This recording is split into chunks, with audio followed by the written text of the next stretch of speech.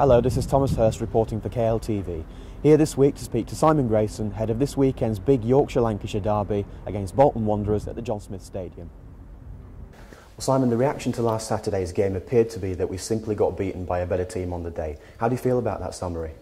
Well, it's probably close to the truth, to be fair. I think second half, I thought the first half to start with was even. I thought we dominated the first 25 minutes or so, got the goal.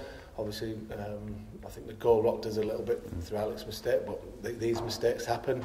And then you go back in at half-time all square and you think, right, kick on the second half, but unfortunately we didn't have sort of much about us in terms of a spark or the creative side that we've done so well this season. So credit to Leeds, who passed the ball around a little bit better than us, won their individual battles and obviously came out winners, which we're disappointed about, but players have hopefully learned from that experience, which we try and make them do after every game, whether we've won, lost or drawn, and we move on to a difficult game at the weekend now.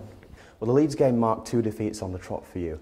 How important is it personally for you to bounce back next week and avoid 3 defeats in a row? Well, it's what we're looking to do every time you lose a match. So you see what you see in your players. There's that resilience about them, can not let results affect them confidence-wise, which I don't think it will do. We've always seemed to have responded well to a couple of defeats. Championships are tough leagues, so you know you've got to accept defeats, but you've got to come back quickly. And no better game than the weekend against a team that have been in the Premiership last year with some good players. Okay. We've seen some encouraging signs from Chris Atkinson, a very good performance coming on as a sub against Middlesbrough, and of course a goal early on last Saturday. Is there the potential for him there to rise up the ranks of the squad in the same way as the likes of Jack Hunt?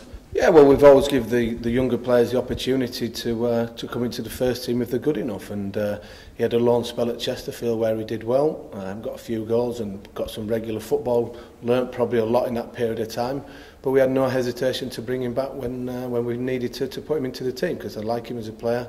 He's got good attitude, got some good qualities, and obviously his last 2 performances and him getting that goal will obviously increase his confidence levels and make him feel comfortable with being in around the team. So we're delighted that he's in around it, and hopefully it shows to a lot of the younger players as well that something can be achieved if they work hard and grasp an opportunity.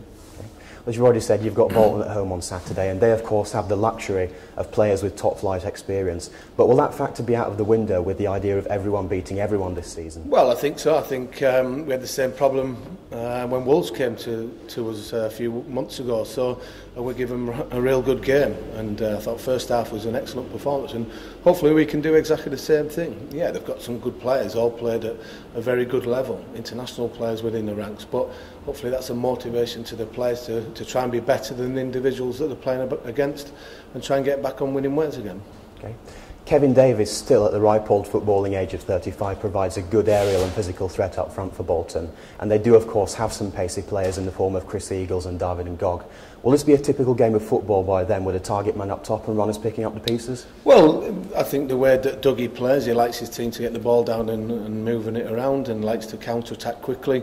Kevin Davies has always done that throughout his career, never been one for any great pace, but holds the ball up well, so whoever's in our back four will know they've got a good, tough test against a good striker.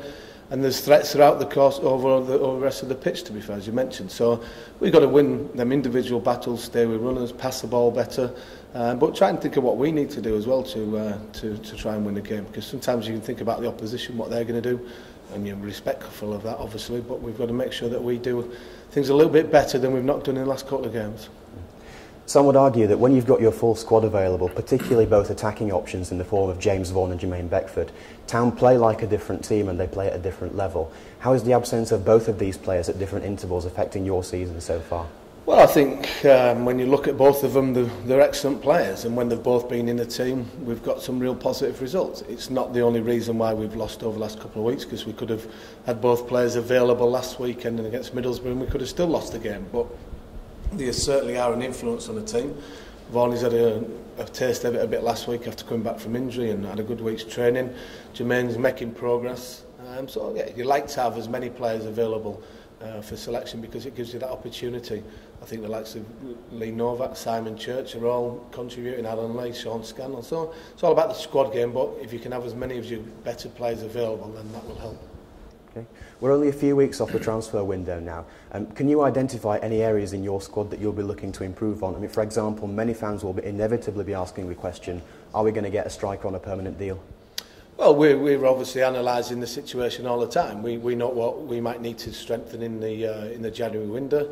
You look at what of our options already at the football club, but what could happen to them? Simon Church could go back, Adam Hamill could go back, and Jermaine Beckford could go back. So that obviously makes it clear that we'll probably need a striker. But if we manage to secure 2 or 3 of them again, then we probably don't need to go down that area. We need to maybe look at other different areas of the pitch. So we know what we probably need to strengthen over the next few weeks.